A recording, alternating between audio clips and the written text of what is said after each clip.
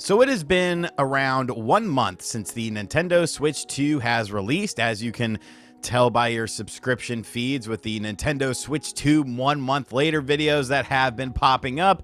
And obviously, I have a lot of things I would like to say about the system. I have definitely played it quite a bit more now than I did with my initial video on it. So I feel like I do have some updates to give you guys, looking at all the various facets of it, the hardware, the software, and of course the odds and ends. So if you're new to the channel, hit that subscribe button. But without any further ado, let's talk about my thoughts on the system roughly 1 month after the initial release of it. So we'll start off with the hardware side of things, just looking at the system from the perspective of the hardware, how it feels in your hand when playing in portable mode. And honestly, I think it's a pretty quality built system as far as how it feels in your hands. I do like the new Joy-Con mechanic with them being magnetic. I think that's actually a big improvement over the rail system. You get a very satisfying click when you put the Joy-Cons and attach them to the system via the magnetic system that is now available on it. I really sort of enjoy that. I do wish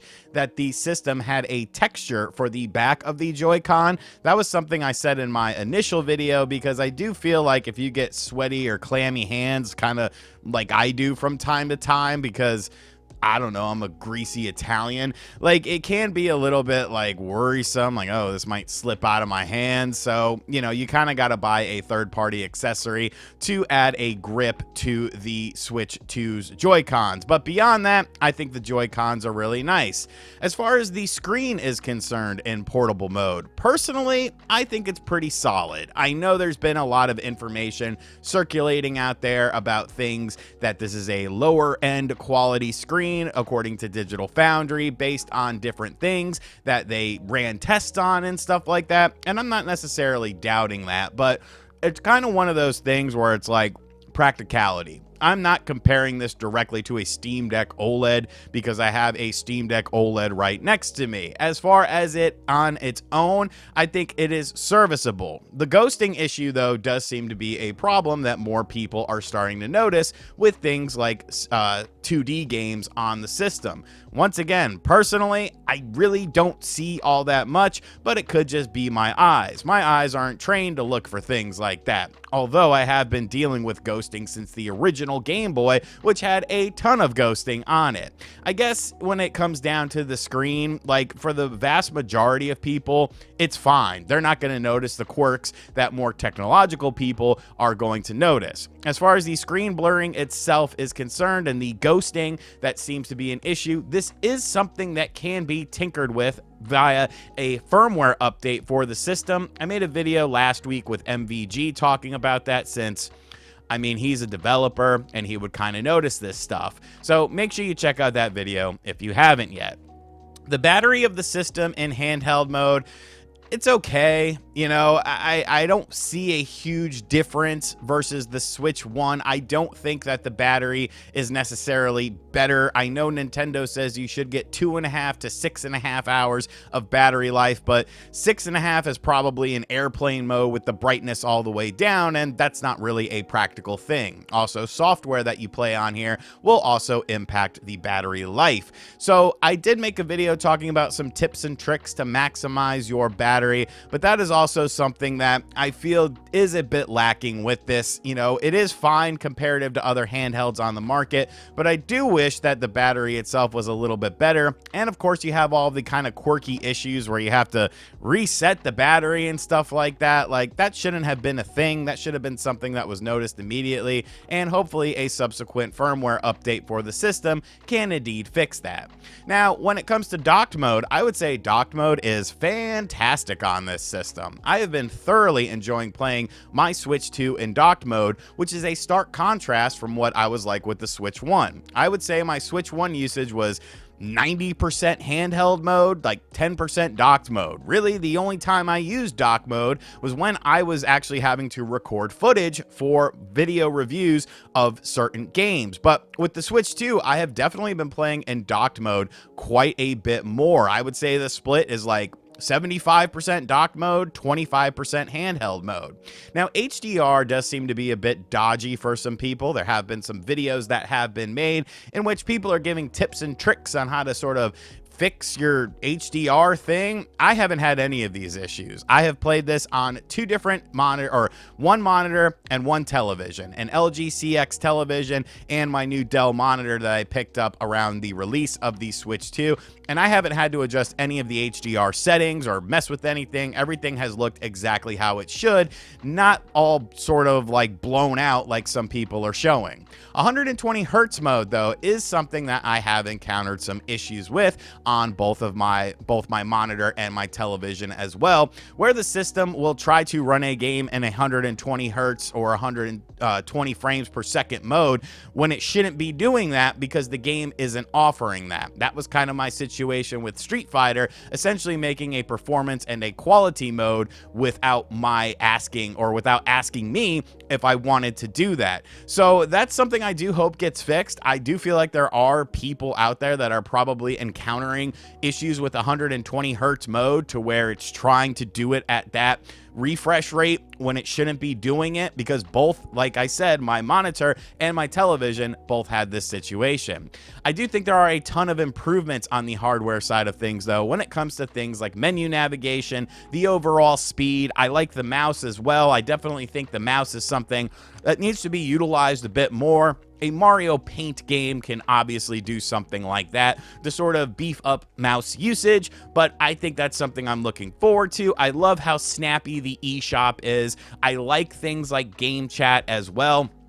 I think it works very well. Like, it honestly works way better than it should on the voice side of things. Video is still kind of dodgy. You don't really get the best picture in the world. And when you share your screen, well, you're sharing like a 15 frame per second game. So I don't know. It's kind of weird that they even threw that in, but I guess it is kind of better than nothing. But the voice quality is definitely awesome, and I definitely really enjoy using it, as does everyone that I actually use it with. So on the hardware side of things, I know some of these things sound kind of negative overall, but overall I do like the hardware. I just think there are some issues that need to be ironed out in subsequent firmware updates for the system, which I do think Nintendo will take a look at to sort of give you different options with the system. You know, maybe like a better battery life mode, maybe something that makes the system run a little bit higher so that you don't have things like the ghosting issue on certain things.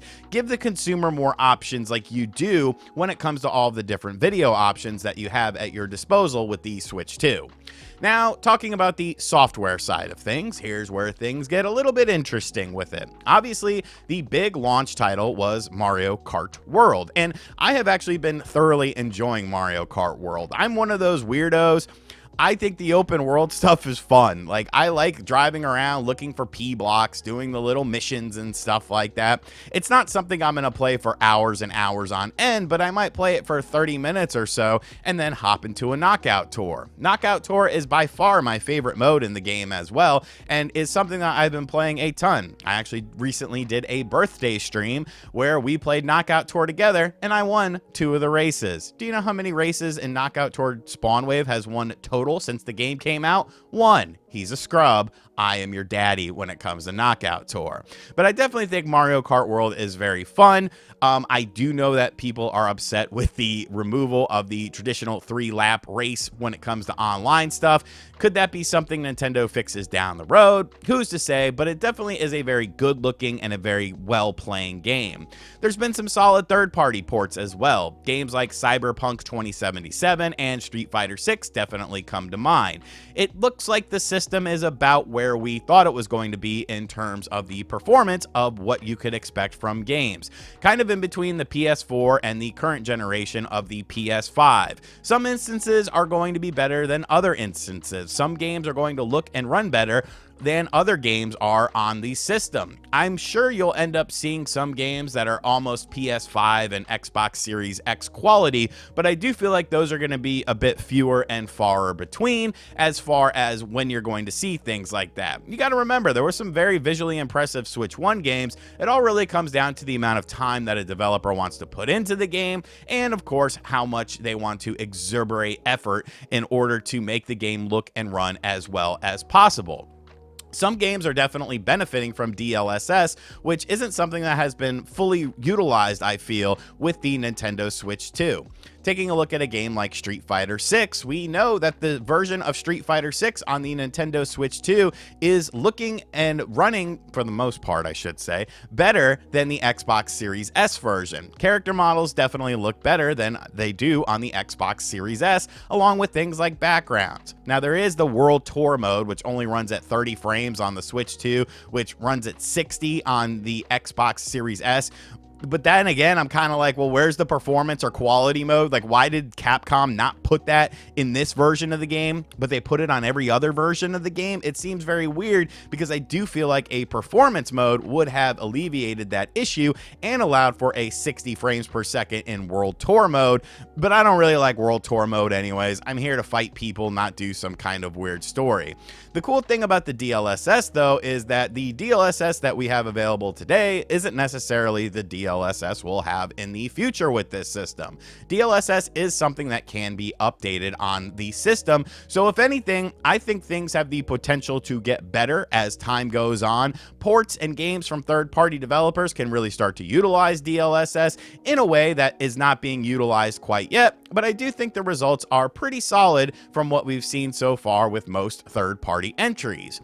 Now, I will say one of my concerns is that it does feel a bit quiet on the upcoming software lineup, though, for the rest of 2025 when it comes to larger first and third-party games. It definitely seems like a lot of third-party developers are kind of holding back a bit. It seems like all of the third-party games that we know about are things that we learned about during the April Nintendo Direct for the Nintendo Switch 2. There really hasn't been many games that have been announced since then. The only one that comes to mind is like a new Disgaea game that is coming to the Switch 2. That's like a complete edition or something like that. But kind of for the most part, it just seems like they're just reiterating the games that we already know about. There are rumors that there were some, potential questionable things done with dev kits as far as the distribution of them. A lot of indie developers have reported that they still do not have a dev kit for the Nintendo Switch 2, which I kind of understand. You have to prioritize things, but as time goes along, you don't want to get behind the 8 ball with this. You don't want to have a bunch of late ports because companies don't have access to dev kits for the Nintendo Switch 2. Even on the first party side of things, what is the big holiday game for 2025? This is your first year on the market. You would imagine that there would be a large holiday game to coincide with the yearly celebration of the Nintendo Switch 2. Metroid Prime 4 looks great, but I don't think that's the holiday game. Kirby Air Riders is that hitting? Like Hyrule Warriors Age of Imprisonment? That's technically a second party game, I guess. You have the Pokemon Legends game, but that's kind of being done by the Pokemon Company, and Pokemon does what they want to do. I would definitely like to see another game announced, and obviously a Nintendo Direct can cure a lot of these issues. You might remember when the Switch 1 initially came out, it was a very similar sort of thing where we didn't really learn about many bigger first and third party titles until we got our June Direct. Now that system came out in March. A July or August Direct can definitely alleviate that. If we have to wait till September, though, I'm not quite sure you're going to see a big first party announcement for holiday of 2025, unless it's a remake or a remaster. Backwards compatibility has been an absolute delight on this system, though, and has been something that I think has been criminally underrated by a lot of people when it comes to the system. It obviously was a bit challenging. There are still a few isolated issues with certain games because it does appear to be an emulation-based sort of backwards compatibility, but seeing these updates for games that don't require an update, like they just work as they were intended to work initially. Games that struggle to run at 30 frames per second now locked at 30 frames per second. Games that struggle to run at 60 frames per second now run at 60 frames per second. That has been a real fun aspect of the system and actually has me dipping back into my Switch 1 library quite a bit. I do hope that more developers issue updates for their older games that just remove the capped frame rate so that the system can do its own sort of thing in order to make the games run at 60 frames per second, because I think that would be really cool and would really be something that, you know, would encourage people to explore the back catalog of Switch 1 games and could even lead to some potential future sales. As far as the new edition on Nintendo Switch Online, I think the GameCube shows a lot of promise. Obviously, there are a couple things that people aren't quite loving with it that need to be ironed out. Watch MVG's video on it. He was definitely a lot harder than me. I don't know. I've been playing the games and I haven't really noticed any issues, but MVG seemed to notice a lot of issues. But once again, the N64 had issues when it first came out that were updated in various updates for the online stuff when it comes to NSO. So hopefully we will see that as well with the Nintendo Switch 2. I will say the GameCube controller is very nice. I made a video going over that. I've been having a lot of fun, but we got to iron out some of these online issues. You know, when you're playing with 4 people on a GameCube game, sometimes you just get these weird lag spikes and it's like, nobody is doing anything different. We're all on a wired connection. Please make this work properly. And then, of course, you have the odds and ends of the situation, such as the price point of the system. $450 for the Mario Kart World Bundle, which will not be long for this world, and $500 for the Mario Kart World Bundle, $450 for the vanilla system, but the Mario Kart World Bundle is allegedly going away this fall. It doesn't seem like price has really been a deterrent for a lot of people quite yet. The system has been selling very well in most regions. We're seeing record-breaking sales, but I am curious to see kind of 6 months from now how everything has been playing out. Will the adoption rate continue to be higher than in previous system entries from all companies, or will it start to cool off a bit based on economic issues? Game key cards are obviously making a lot of noise online, but you got to kind of see how they continue to sell over time. Obviously, a lot of the games that came out alongside of the launch of the Nintendo Switch 2 that were third-party games that utilize game key cards were indeed much older games. So I'm not quite sure how many units these companies were expecting to sell when some of these games have been on the marketplace for a couple of years by the time the Switch 2 came out. When it comes to newer third-party games, though, that's something that's going to be a bit more interesting to kind of see the split, especially if it's a game that releases on the PlayStation, Xbox, and Nintendo Switch 2. What are the margins? You know, what is the split between the 3 systems as far as how consumers are purchasing these games? But I also don't necessarily expect Nintendo to pivot off of game key cards because I'm not really sure that there's like a justifiable thing that they can do that would be easy enough to make everyone happy. The 64 gig cartridge seems to be here. I guess lowering the price of it as time goes on can make it more attractive for a lot of developers, but many developers don't want to utilize 64 gigabytes because their games are bigger than that. I will say the $80 price point for first-party Nintendo Switch 2 games should be used very, very sparingly. I do understand a game like Mario Kart World that has massive appeal, maybe a first-party Zelda game, maybe a first-party Mario game or something like that, but everything else I think should be at the $70 price point. When you look at the economy and you look at things that are going on, you know, people aren't spending as much as they usually are because everything else is very expensive. Now, tariffs are something that, of course, have infiltrated the video game discussion landscape, even though I mean, they've always been around and stuff like that. But I do think that selling 2 copies of something at $70 versus selling 1 copy of something at $80 is a smarter business decision. You know, I would rather make $140 in net profit than I would $80. And I think any company would do that. Obviously, consumers are going to somewhat dictate that as well. But you do know that the diehard Nintendo fan base will buy anything at any price point if Mario or Nintendo's logo is on there. Of course, like I alluded to just a moment ago, you have to look at potential price increases due to the blanket term of world economic conditions that companies like to use in order to raise things during generations. We just saw the Switch 1 get a price increase in Canada. That's crazy. Like, all that stuff is very interesting. So it's a volatile market right now that hopefully will iron itself out so that these companies don't have these excuses to use, because really, yes, I'm sure it plays a role, but really at the end of the day, it's about appeasing your wallet and about appeasing shareholders. Overall, though, I have definitely enjoyed my time this previous month with the Nintendo Switch 2. I think it's a really good system. I think the future for it is very bright. I think there are a lot of things that make it a very superior system to the original one. The fact that, you know, it actually plays games that look like they belong, you know, in the current generation. You're not sacrificing things like heavy visual fidelity issues or heavy frame rate issues and stuff like that. And that's going to be something that can be tinkered with as time goes on with things like DLSS and the upscaling techniques. I do think there are some quirks that need to be ironed out. I am hopeful that Nintendo will address these things via various firmware updates, but overall, it's a very solid system. I wouldn't say it was perfect or anything like that, because there definitely are some things that bother me, but for the most part, I have been enjoying my time with the system, and I think the future is very bright. I just hope Nintendo doesn't lose sight and lose, you know, their course. I feel like this is a very weird time right now for the video game industry with how PlayStation and Xbox are handling things, and I just hope that Nintendo, you know, steers the course, you know, does what they do and does what they do best. Is just, you know, make games that are fun, make games that don't have elongated life cycles. Of course, you can have some longer ones, but quicker turnaround time, beefing up your lineup is definitely something that is going to benefit the Nintendo Switch 2, and hopefully we start to see the fruits of those labors. So let me know in the comments section down below. Have you picked up a Switch 2 yet? If so, what are your thoughts on it? Are you happy with it? Do you think it sucks? There is no right or wrong answer. People are going to like what they like, and they're going to dislike what they dislike. And as always, guys, thank you for checking out this video. If you are new to the channel, make sure you hit that subscribe button. Be sure to like, comment, and share. Hit the bell as well. Thank you guys for coming out to my birthday stream the other day. I think I forgot to mention it on my video from yesterday, but it was cool. We had a good time hanging out, and I will be streaming more in the future. And as always, I'll catch you guys on the next video. Later.